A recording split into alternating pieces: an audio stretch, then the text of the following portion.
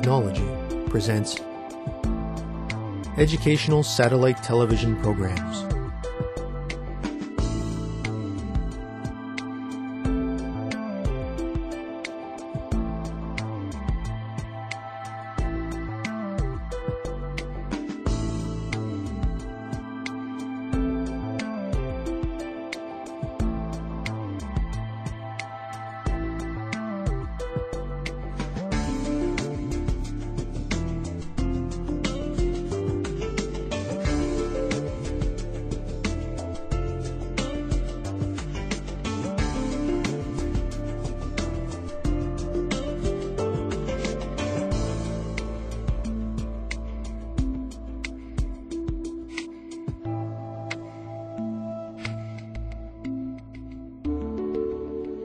Hello, teacher.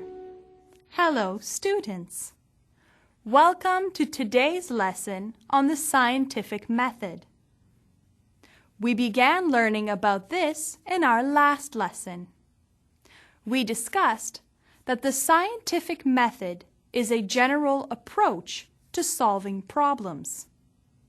We also learned that the steps involved in the scientific method include making observations, collecting information and data, seeking patterns in the observations, forming hypotheses to explain the observations, and testing the hypotheses through further experimentation. We focused on the first 3 steps in our last lesson. In this lesson, we will learn about the final 2 steps. Students, I am sure you remember that we were trying to determine the contents of a lunch bag using the scientific method in our last lesson. At the end of this lesson, we discussed finding patterns, trends, and laws as a way to help answer the question, what is in the bag? Another way to use this step is to identify patterns, trends, and laws based on the data and information we collected through observation and experiments. By doing this, we can update or improve any pre-existing hypothesis and bring ourselves closer to finding the answer to our question. This brings us to the 4th step in the scientific process, which is to formulate and test our hypothesis. Once you have formed a good guess at what is in the bag, you can perform further experimentation and observation to prove your hypothesis. A hypothesis is prediction that need to be proven further in order to be verified. Let us return to our question, what is in the lunch bag? You might have taken the information and data you collected through observation and experimentation and formed a hypothesis. Perhaps you decided that your lunch bag is too heavy to contain minchitabish. You might have also decided that there must be fresh fruit in your lunch bag because you can smell something sweet.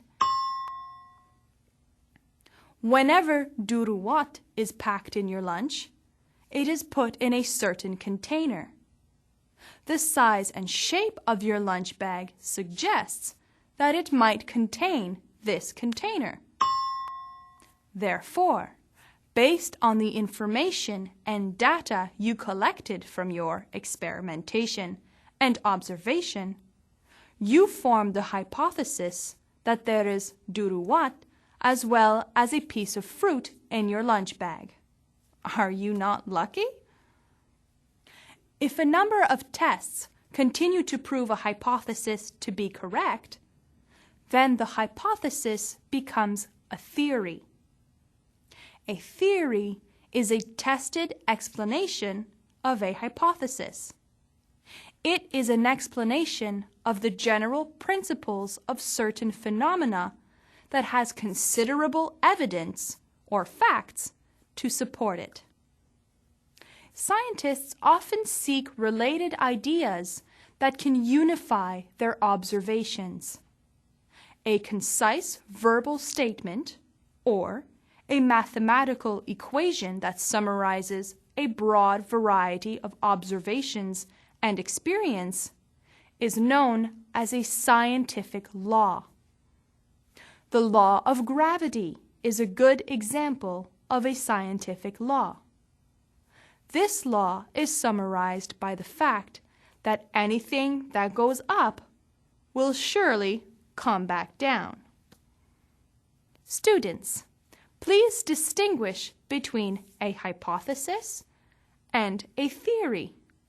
You may begin now. Students, let's get ready. Begin.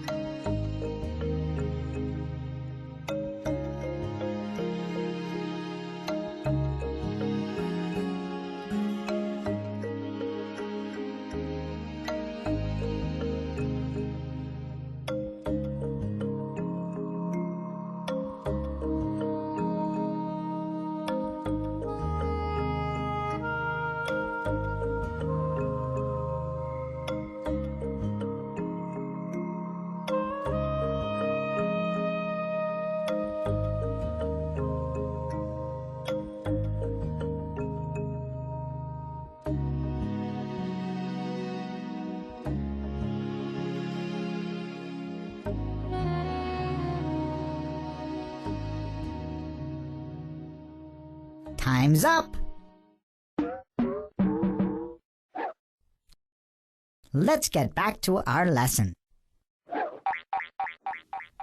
Hi, everyone. I am sure you had no problem distinguishing between a hypothesis and a theory. Let us go through these two terms together. A hypothesis is a guess or prediction that you make in order to answer a question. It is a tentative explanation of a law. A hypothesis must be tested further in order for it to be verified. A theory is an explanation of the general principles of a certain phenomena. It has a good amount of evidence or facts to support it, often based on extensive research and observation. Students, if you answered correctly, great work. The scientific method offers good guiding principles to follow when you are trying to solve a problem or answer a question in science. However, it is important to remember that no method can provide completely foolproof results all of the time. Students, can you list some factors that might account for unexpected results during the use of the scientific method? Please try now. Students, let's get ready. Begin.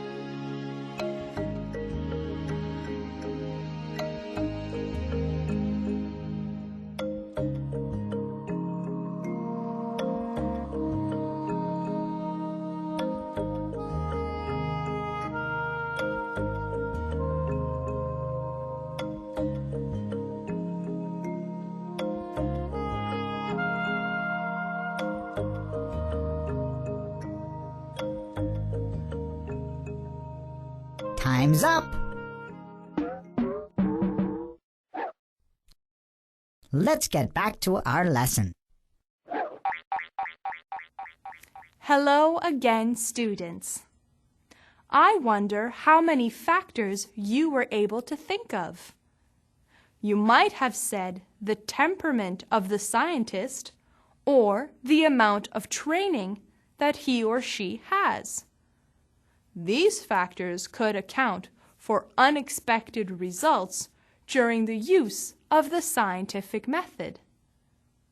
You might have also mentioned that the circumstances under which the method is performed can also affect the results. Let us look at an example.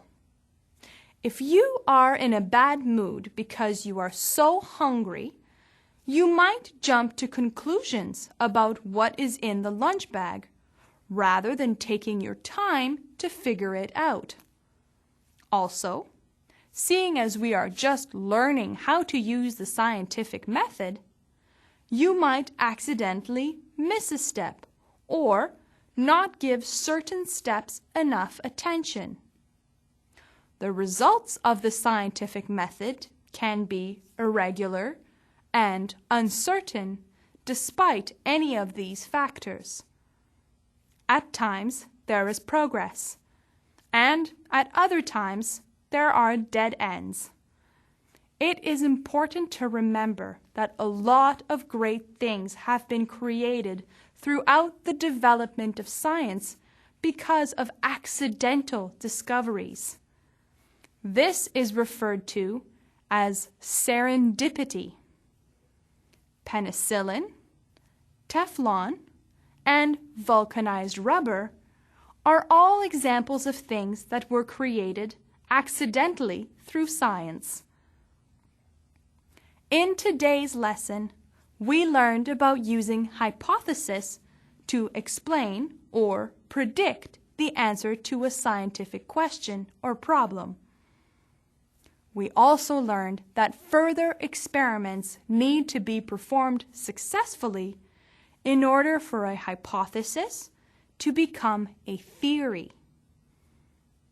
This brings us to the end of our lesson for today. Until next time, thank you, teacher. Thank you, students.